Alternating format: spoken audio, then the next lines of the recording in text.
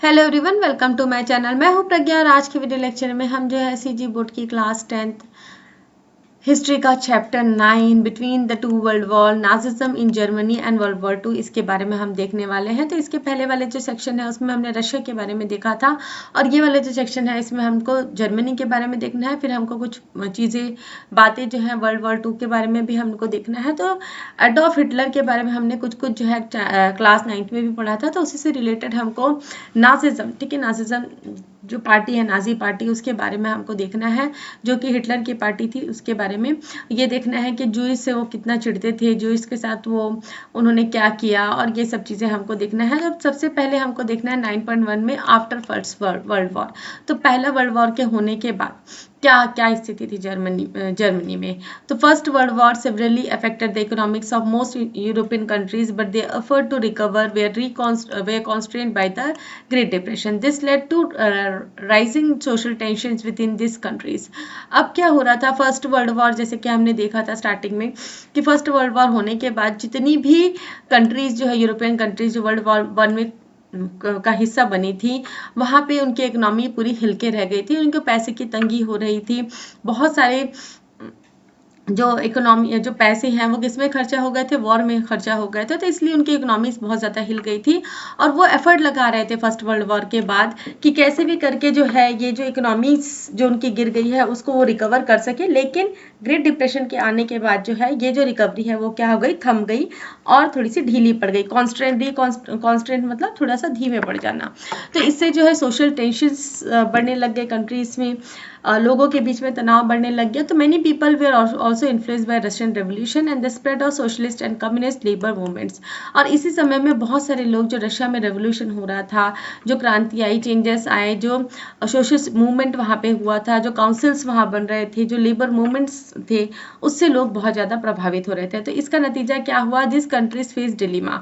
तो in country को भी कहीं ना कहीं ये सोच में आने लगे कि हमको भी ये कदम उठाना पड़ेगा। तो they have to decide which path to follow among these three predominant ideologies of those days.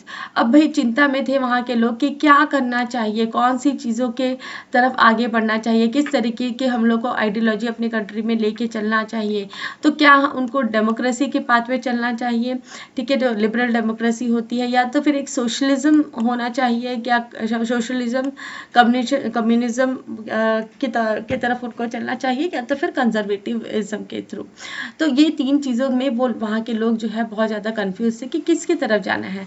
तो that decision basically dependent on what social and economic class dominated the society. और ये जो है डिसीजन किसके ऊपर निर्भर था कि जो वहाँ पे जो सोशल और इकोनॉमिक क्लास कैसी है, उस कंट्री की जो सोशल इकोनॉमिक क्लासेस है, क्या वहाँ ज़्यादा वेल्दी लोग हैं, क्या फार्मर्स लोग हैं, या वर्कर्स लोग ज़्यादा है। तो इस तरीके से वो डिसाइड करेंगे। तो लिबरल डेमोक्रेसी में क्या होता है, जहाँ पे लोगों को छूट होती है कि वो अपने रिप्रेजेंटेटिव चूज करें। सोशलिज्म कम्युनिज्म का मतलब होता है जहाँ पे जो कम्युनिस्ट पार्टीज होती है ना, वो मिलके, जो सोशल ग्रुप्स है वो मिलके उस कंट्री को पे राज करते हैं। और कंजर्वेटिविज्म में मतलब एक जो डिक्टेटरशिप हम बोल सकते हैं। तो liberal democracy oppose dictatorship, favored an elected constitutional government in which the elected representative were answerable to the people. Such government guarantees citizen rights and freedom and were governed by the rule of law. They depended on consequences, formulating their policies through public debates to avoid social conflicts. So liberal democracy में क्या होता है, जैसे कि आज के समय में जैसे हमारी कंट्री डेमोक्रेटिक कंट्री है, तो यहाँ पे क्या होता है, जो डिक्टेटरशिप है, मतलब एक ही व्यक्ति का राज यहाँ पे नहीं चलता। लोग क्या करते हैं, अपने प्रतिनिधि चूज करते हैं, इलेक्शंस होते हैं जहाँ पे कॉन्स्टिट्यूशनल गवर्नमेंट जो है वो अपने प्रतिनिधि चूज करके कॉन्स्टिट्यूशनल गवर्नमेंट फॉर्म करती है, जिसमें इलेक्टेड रिप्रेजेंटेटिव होते हैं जो लोगों के लिए आंसरेबल होते हैं। अगर कोई भी वो गलत काम कर रहे हैं तो उनको लोगों को जवाब देना पड़ता है। और ऐसी गवर्नमेंट जो है वो गारंटी करती है कि लोगों के पास राइट टू स्पीच होगा, राइट टू फ्रीडम होगा, और सारी चीज़ें जो है वो एक रूल्स, ठीक है, रूल्स जो लिखा हुआ है कॉन्स्टिट्यूशन में उसके अकॉर्डिंगली चलेगा। तो ये ये डिपेंडेंट होते हैं कि उसका नतीजा क्या होगा। ये जो फॉर्मूलाज बनाए जाते हैं, जो भी पॉलिसीज बनाई जाती है, वो सारे पब्लिक डिबेट्स के थ्रू होते हैं ताकि कोई सोशल कॉन्फ्लिक्ट्स नहीं हो। तो many countries adopted liberal constitution after 1919 and form government based on the provisional content in their constitution. तो बहुत सारी कंट्रीज ने क्या किया, 1919 के बाद में एक लिबरल कॉन्स्टिट्यूशन एस्टैब्लिश किया और इस तरीके की जो है डेमोक्रेटिक गवर्नमेंट उन्होंने फॉर्म किया, जिसमें सारी चीज़ें जो है उनके कॉन्स्टिट्यूशन में लिखा हुआ था। However in practice the wealthy class in this country soon became dominate economic and political life through corrupt practices, leaving the elected representative powerless to represent the interest of the people. लेकिन इस practice में क्या हुआ, जो wealthy classes हैं, जो जिनके पास पैसे ज़्यादा हैं, वो सोसाइटी, ठीक है, वहाँ के जो लोग जिनके पास बहुत ज़्यादा पैसे हैं, जो बड़े बड़े शॉपकीपर्स बोल ले या बड़े बड़े इंडस्ट्रीज बोल ले, इस कंट्रीज में क्या होते जा रहे थे, ज़्यादा पावरफुल होते जा रहे थे। और पावरफुल होने के साथ साथ जो वहाँ का जो इकोनॉमिक और पॉलिटिकल लाइफ है उसको वो अपने अधीन में करने लग गए। तो बहुत सारे करप्ट प्रैक्टिसेस भी हो गए, भ्रष्टाचार भी बढ़ गया था। तो इससे क्या हो गया, जो इलेक्टेड रिप्रेजेंटेटिव है वो क्या हो गए, पावरलेस हो गए। उनके पास उतनी पावर ही नहीं थी कि लोगों को वो रिप्रेजेंट कर सके। तो कंट्रीज जैसे कि ब्रिटेन हो गया, यूनाइटेड स्टेट्स ऑफ अमेरिका हो गया, जहाँ पे वेल्दी क्लासेस जो है वो ज़्यादा थे, तो वो वहाँ पे इस तरीके की जो लिबरल डेमोक्रेसी इस्टेब्लिश होने लग गई। उसके बाद हमको देखना है कंजर्वेटिव मूवमेंट और फैक्सिज्म के बारे में। तो कंजर्वेटिव मूवमेंट क्या होता है, मूवमेंट क्या होता है जहाँ पे लोग जो है अपनी ग्रुप बनाते हैं और किसी पर्टिकुलर मुद्दे के लिए क्या करते हैं, आवाज़ उठाना चालू करते हैं। और फेसिज्म क्या होता है, फेसिज्म में ये फेसिज्म वाला जो कॉन्सेप्ट है, इसमें क्या करते हैं कि जो लिबरल डेमोक्रेसी है, ये सब पॉलिसीज को ये नकारते हैं। और साथ ही साथ ऐसे ये जो फेसिज्म है, आगे हम और देखेंगे। तो स्टार्ट करेंगे। हाउएवर एंटी लिबरल मूवमेंट्स, ठीक है, एंटी लिबरल मूवमेंट्स मतलब जो लिबरल डेमोक्रेसी को क्या करते हैं, का विरोध करते हैं। तो ये मूवमेंट्स जो है धीरे धीरे जो है मोमेंटम गेन कर रहे थे बहुत सारी यूरोपियन कंट्रीज में, जहाँ पे सोशल पॉलिटिकल चेंजेस आ रहे थे समय के साथ साथ में। तो this countries has large middle class, अभी हमने देखा जहाँ पे ज़्यादा मिडिल क्लास, बड़े बड़े मिडिल क्लास लोग वहाँ पे रहते हैं। स्मॉल पीजेंट्स, वर्कर्स और शॉपकीपर्स, ट्रेडर्स, स्मॉल इंडस्ट्रीज और गवर्नमेंट एम्प्लॉयज़। तो ये जो कंट्रीज है जहाँ पे छोटे मिडिल क्लास लोग हैं, छोटे पीजेंट्स हैं, शॉपकीपर्स है, ट्रेडर्स हैं, वहाँ पे ये एंटी लिबरल मूवमेंट चालू हो गए थे। दिस क्लास, तो ये क्लास जो है जो वेल्थी कैपिटलिस्ट है, जिनके पास बहुत ज़्यादा पैसा है, इंडस्ट्रियलिस्ट है, उनको अपोज करने लग गए कि उनकी जो पॉलिसीज़ हैं वो उनकी लाइवलीहुड्स को क्या कर रही है, छीन रही है। रॉबिंग देम देयर लाइवलीहुड्स, मतलब उनकी जो लाइवलीहुड है वो छीन रही है। जैसे कि आप एग्जांपल करें, कोई शॉपकीपर है, छोटा सा शॉपकीपर है, उसकी ग्रॉसरी की दुकान है। अगर यहीं पे ही एक शॉपिंग कॉम्प्लेक्स बन जा रहा है जहाँ पे जो सामान इस शॉप पे बिकता था उसको ये जो बड़ा शॉपकीपर है वो उसको थोड़े कम दाम में, तो इसके कस्टमर्स क्या होगा, अगर कम दाम में मिल रहे हैं तो वो यहाँ चले जाएंगे। तो ये क्या, यही पॉइंट जो है इस पैराग्राफ में लिखा हुआ है कि जो वेल्दी कैपिटलिस्ट है वो क्या कर रहे थे, कुछ अपनी पॉलिसीज बना के क्या कर रहे थे, उनके जो लाइवलीहुड्स है उसको छीन ले रहे थे, रॉब कर ले रहे थे। रॉबिंग मतलब छीन लेना। The small peasant found that their land being auctioned while the small shopkeeper and traders were being driven out of the business. तो छोटे छोटे जो peasants हैं, जिनके जो small peasants मतलब क्या होता है, जिनके पास या तो थोड़ी बहुत ज़मीन होती है या तो फिर वो किसी दूसरे की ज़मीन में काम करते हैं। तो छोटे peasants ने क्या देखा कि उनकी जो ज़मीन है उसको क्या कर दिया जा रहा है, ऑक्शन कर दिया जा रहा है। और स्मॉल शॉप ऑक्शन करना क्या हो जाता है, मतलब बोली लगा देना, ठीक है। बोली में क्या होता है, जो जितने ज़्यादा पैसे बोलेगा उसको वो ज़मीन दे दी जाती है, या चीज़ जो भी बिक रही है वो दे दी जाती है। तो जितने भी छोटे शॉपकीपर्स थे, ट्रेडर्स थे, वो भी क्या हो रहे थे, उनका बिजनेस छिन जा रहा था। अनएम्प्लॉयमेंट जो है, बेरोजगारी बढ़ती जा रही थी। दिस क्लासेस वेयर दस most severely affected by the great depression of 1929। तो अगर हम ग्रेट डिप्रेशन के बारे में बात करें तो ये जो क्लास है उनको बहुत ज़्यादा प्रभाव पड़ा था ग्रेट डिप्रेशन 1929 का। तो people belonging to the lower middle class were also strong opponent of the socialist and communist labour movement which was against private ownership of the property. तो जो मिडिल क्लास लोग थे, लोअर मिडिल क्लास लोग थे, वो भी क्या है, ये सोशलिस्ट और कम्युनिस्ट लेबर मूवमेंट है उसको अपोज करते थे, क्योंकि जो प्राइवेट ओनरशिप के वो खिलाफ थे। Struggling to save their small private holdings and small businesses, this class just opposed both liberalism and communism after 1925, especially after recession began in 1929. People belonging to this class began to mobilize and become politically active. तो struggle करते हुए जितनी भी इनके पास छोटी छोटी land holdings है, small business है, उसको बचाने के लिए इन्होंने लिबरलिज्म और कम्युनिज्म, ठीक है, इसको अपोज करना चालू किया। और 1925 में जब रिसेशन का समय आया तो ये जो क्लास है, मिडिल क्लास है, ये मोबिलाइज होना चालू कर लिया और इन्होंने ये क्या हो गए, पॉलिटिकली बहुत ज़्यादा एक्टिव हो गए।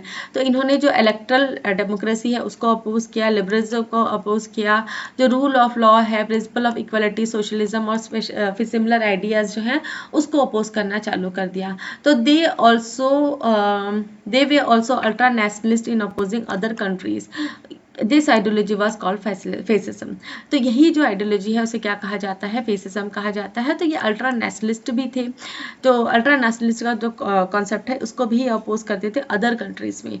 तो इसे ही क्या कहा जाता है, फेसिज्म कहा जाता है। तो कंट्रीज जैसे कि जर्मनी हो गया, इटली हो गया, यहाँ पे जो है न्यू फेसिस पार्टीज जो है वो डेवलप होने लग गई। तो ये जो न्यू फेसिस पार्टी से ये किस तरीके के ग्रुप से बनी हुई होती थी, जो छोटे छोटे जो मिडिल क्लास लोग हैं उनसे। तो द फेसिज्म जो है उसमें जो फीचर्स हैं उनके क्या कॉमन ट्रेड्स थे, उनके क्या जो कॉमन ट्रेड्स मतलब कॉमन जो विचार थे उसके बारे में हमको देखना है। तो ये जो क्या थे, अल्ट्रा नेशनलिस्ट थे। तो अल्ट्रा नेशनलिस्ट क्या मतलब होता है कि बहुत ज़्यादा अपने देश के प्रति एकदम, अल्ट्रा नेशनलिस्ट मतलब बहुत ज़्यादा पेट्रोटिज्म दिखाना, बहुत ज़्यादा देशभक्ति दिखाना, अल्ट्रा तरीके से, अल्ट्रा मतलब बहुत ज़्यादा। तो they claim that there nation was supreme. तो ये क्या मानते थे कि इनका नेशन बहुत ज़्यादा सुप्रीम है। From them the nation was major community in their country. They favour militarism and sought to establish the sovereignty of their nation globally. They build up war hysteria among their people to achieve their objective. तो ये जो लोग हैं ये क्या थे, ultra nationalist थे। ये क्या मानते थे कि इनका नेशन सुप्रीम है और इनके नेशन में, ठीक है, इनके नेशन में जो मेजॉरिटी जो कम्युनिटी है वही अच्छी है। और ये मिलिटरिज्म को बहुत ज़्यादा सपोर्ट करते थे और ये वॉर को भी बहुत ज़्यादा सपोर्ट करते थे। ये लोगों के मन में ये बैठाना चाहते थे कि उनको अपने देश के लिए मर मिटना है, अगर ज़रूरत पड़े तो वो कभी भी वो लड़ाई लड़ने के लिए तैयार हो जाएंगे। They wanted to eliminate any kind of conflict with their nation such as class conflict और competition between political parties. They gave unlimited power to the state to resolve all such conflicts and impose its will on the people. तो ये क्या चाहते थे कि किसी तरीके का जो मतभेद है वो नेशन के साथ ना हो, हर जो क्लास कॉन्फ्लिक्ट है, ठीक है, वो ना हो, पॉलिटिकल पार्टीज के बीच में कोई पॉलिटिकल पार्टी हो ही ना, ठीक है, कोई कंपटीशन ना हो किसी पॉलिटिकल पार्टी में, और अनलिमिटेड पावर हो स्टेट के पास में, ताकि वो जितने भी ये जो कॉन्फ्लिक्ट्स है इसको रिजॉल्व कर सके और लोग और जो भी वो चाहते हैं वो लोगों पर थोप सकें। तो दे बिलीव्ड इन वायलेंस, और इनका मानना था कि जो भी काम करना है वायलेंस, लड़ाई झगड़े से ही हो सकता है। The use to force eliminate other political organization parties, और ये भी इनका ये भी सोचता कि कोई भी पॉलिटिकल ऑर्गेनाइजेशन या पार्टीज नहीं होनी चाहिए। तो ये क्या करते थे, डेमोक्रेसी को अपोज करते थे। तो फेसिज्म क्या क्या बिलीव करता था कि democracy, election, legal process, citizen freedom, right जो भी है ये कभी किसी नेशन के प्रॉब्लम्स को सॉल्व नहीं कर सकता। तो ये क्या बिलीव करते थे, एक ही पार्टी होनी चाहिए और डिक्टेटरशिप होना चाहिए, मतलब एक लीडर होना चाहिए गवर्नमेंट का जो पूरे कंट्री के इंटरेस्ट में काम करना, जो पूरे कंट्री के इंटरेस्ट में काम करे। तो they believe in traditional family and social values such as women should be a children and look after the home, people in higher position in the society should be respected, the order of the superior should be obeyed without question etcetera. तो ये ऐसे लोग थे जो traditional family values को support करते थे। उनका मानना ये था कि वुमेन्स का क्या काम है कि वो बच्चा पैदा करे और घर का काम करे, उनको बाहर जाने की ज़रूरत नहीं है, उन्हें किसी राइट्स की ज़रूरत नहीं है। और जो लोग हैं हायर सोसाइटी के जो लोग हैं उनकी रेस्पेक्ट करे, जो लोअर सोसाइटी के जो लोग हैं वो उनकी रेस्पेक्ट करें, उनके ऑर्डर्स को सुप्रीम माने, उनका कहना माने, इस तरीके की बातें। तो they did not believe in values such as equality, equal opportunity for all, respect for diversity, tolerance etcetera. और ये इन चीज़ों को बिल्कुल नहीं मानते थे, जैसे कि इक्वल राइट्स मिलना चाहिए, इक्वल अपॉर्चुनिटी मिलनी चाहिए हर किसी को। तो इनका मानना ये क्या था कि जो अपर सोसाइटी के जो लोग हैं, जो अपर पोजीशन के लोग हैं, उनको हमको रेस्पेक्ट करना है, उनकी बातें माननी है, तो इक्वलिटी कुछ होनी नहीं चाहिए। तो Nazi party member humiliates a social leader by parading him in a street in a garbage cart. Look at the distinctive uniform of the activists. They were non-government employees. तो यहाँ पे एक नाजी पार्टी के जो member है वो humiliate कर रहे हैं, एक सोशलिस्ट पार्टी है जिसको कचरा गाड़ी में ये लोग परेड करते हुए लेके जा रहे हैं। 6th पॉइंट हमको देखना है, they responded without questioning to the call of supreme party leader rousing the mass to build their movement. तो इनका मानना क्या था कि जो भी सुप्रीम पार्टी का जो लीडर है वो जैसा भी बोल रहा है, जो भी काम करने के लिए बोल रहा है, इनको बिना क्वेश्चन के जो पार्टी जो जनता है वहाँ पे उनको बिना किसी क्वेश्चन के उनको उनकी सारी जो भी वो बोल रहे हैं, जो भी बात बोल रहे हैं उनको मानना है, और कोई भी मतलब इस तरीके के मास मूवमेंट जो है उनको ऑर्गेनाइज नहीं करना है। तो यहाँ पे एक मासिव रैली है हिटलर के सपोर्ट में, ये नंबर्ग में हुई है। ये रैली जो है एनुअली स्टेज की जाती थी ताकि ये डेमोस्ट्रेट कर सके कि हिटलर कितना पावरफुल है। तो फेसिज्म क्या believed in controlled people mobilization and maintain the fervour among the people. It control and use state media to reach its message to the people to stir up mass hysteria. तो fascism ये believe करता था कि जो लोगों का mobilisation है, मतलब मूवमेंट है एक जगह से दूसरी जगह का, उसको कंट्रोल करके रखना है ताकि कोई जो है दूसरी जगह पे जाके कुछ पार्टी ना बना ले या कुछ ऑर्गेनाइजेशन ना बना ले, और मतलब दूर दूर पे रहने चाहिए लोगों में, मतलब लोगों में ज़्यादा घुलना मिलना ना हो ताकि वो इस तरीके की कोई घटना को अंजाम ना दे। तो ये पूरी जो पॉपुलेशन है वहाँ पे उसको वो कंट्रोल करके रखते थे, और अपनी जो भी बात पहुँचानी है उसको वो मास मीडिया के थ्रू पहुँचाते थे, मतलब जो भी उस समय न्यूज़पेपर वगैरह था उसकी तरह पढ़ाते थे, और लोगों के मन में जो है मास हिस्टेरिया मतलब एकजुट होकर जो मतलब रहने का जो है ना सक्षमता वो लेके आना चाहते थे। तो जैसे कंट्रीज लाइक जर्मनी, तो जर्मनी में फेसिज्म जो है took the form of racism. तो फेसिज्म हम ये मान सकते हैं कि रेसिज्म का भी फॉर्म ले लिया। तो प्राइम ऑब्जेक्टिव क्या था फेसिस्ट पार्टी जो जर्मनी का था कि वो एस्टेब्लिश करे सुप्रीमिटी, तो जो सुप्रीम है वो सुप्रीम रहे, और जो डोमिनेंस है, जो मेजोरिटी जो रेस है उसकी डोमिनेंस रहे। और ये जो रेस है इसे क्या कहा जाता था, आर्या रेस। जैसे हिटलर जो है वो अपने आप को आर्या रेस का मानते थे। तो टू अचीव, और इस ऑब्जेक्टिव को अचीव करने के लिए जो माइनॉरिटी कम्युनिटीज़ हैं और रिलीजन्स हैं, जैसे कि ज्यूस हो गया, and justified as genocidal treatment of the Jews. तो जो ज्यूस वगैरह हो गए तो इनसे तो नाजी पार्टी के लोग चिढ़ते थे, तो इनको मतलब इनको हटा दिया जाए, इनको